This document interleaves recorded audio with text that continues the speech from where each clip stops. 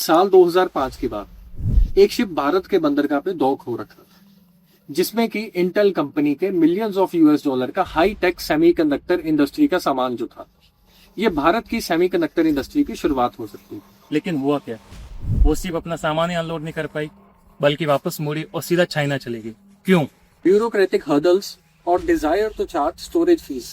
हमने सिर्फ एक इंडस्ट्री नहीं खोली, बल्कि सेमीकंडक्टर की पूरी जनरेशन को। भारत सेमीकंडक्टर इंडस्ट्री में अच्छा क्यों नहीं कर पाया?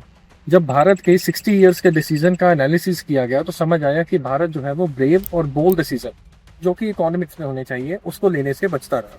1960 में सेमीकंडक्टर इंडस्ट्री की सिलिकॉन वैली में नींव रखने वाली कंपनी फेयरचाइल्ड सेमीकंडक्टर भारत में अपना हब बनाना चाहती। लेकिन हमने उनको लाइसेंस राज और रेगुलेशन के जाल में फंसा दिया।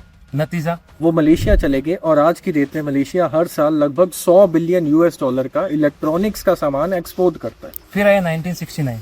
रॉबर्ट नॉइस जो कि इंटेल के को फाउंडर हैं, वो इंडिया में लोकेशन सर्च करने के लिए आए, लेकिन निराश होकर उनको वापस जाना पड़ा। फिर 1987 में इंडिया का SCL मोहाली काफी अच्छा परफॉर्म कर रहा था।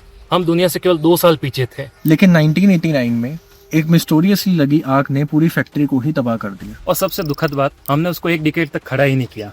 अब बात करते हैं 2026 की।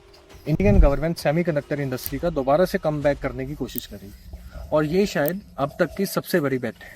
खुद फॉर्मर मिनिस्टर राजीव चंद्रशेखर ने बोला था कि हम लगभग 12 जनरेशन पीछे हैं। यानी कि हम पार्टी में बहुत लेट नहीं पहुंचे, हम किसी और ही इरा में खड़े हैं। सवाल बहुत सीधा है। टेक्नोलॉजी कभी भी पेपर वर्क का इंतजार नहीं करती।